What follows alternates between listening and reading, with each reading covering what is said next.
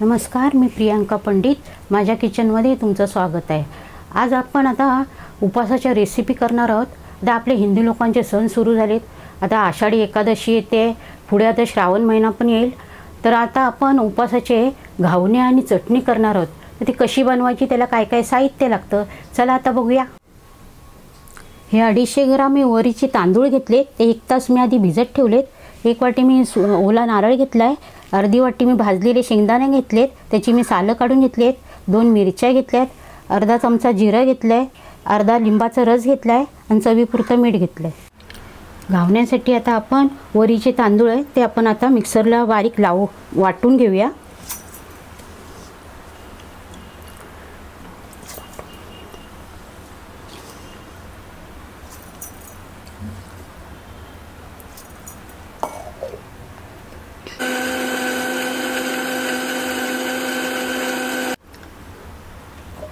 वरीचे तांदूळ बघा बारीक आपले असे वाटून झालेले आहेत.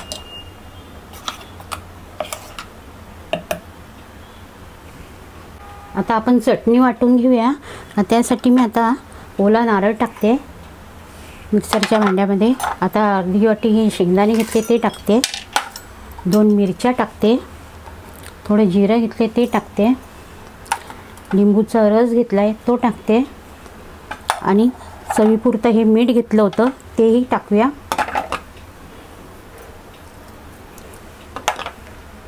आणि आता पाणी ओतून आता चटणी वाटून घेऊया. आता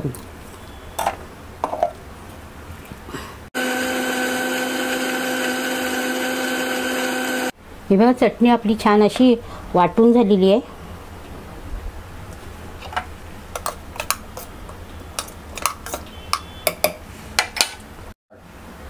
वरीचं पीठ मी एका टोपात आता काढून घेतलेलं आहे. त्यात आपण आता मीठ टाकून घेऊया आणि घावणे काढायला सुरुवात करूया. मीठ असं वरून टाकायचं आहे म्हणजे घावण्याला छान जाळी येते. भिड्यावर आता आपण तेल घालूया. नेहमी आपण तांदळाचे घावणे काढतो तेव्हा आपण कांद्याने तेल पसरवतो. आता आपण उपवासाचे घावणे आहेत म्हणून आपण आता या किशीने तेल पसरवणार आहोत.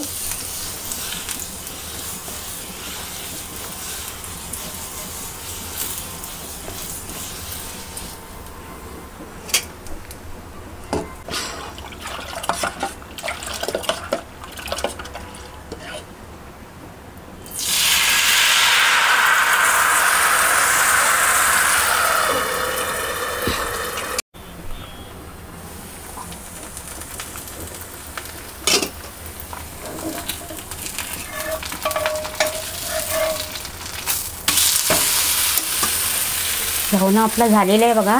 आता पलटी मारला त्याला, दुसऱ्या बाजून चांगला शेकून घेऊया आणि नंतर त्याला काढूया. घावणं आता झाला आहे आपला. आता आपण आता तो काढून घेऊया.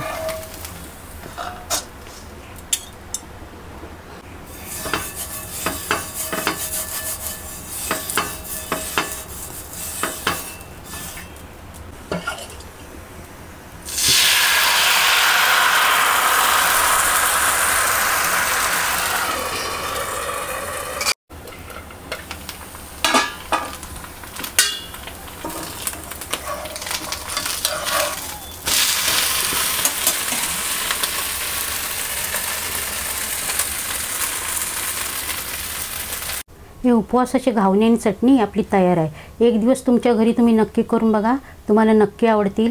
कमेंट करून मला सांगा ही घावणे आणि चटणी कशी वाटली. लाईक करा, सबस्क्राईब करायला विसरू नका. धन्यवाद.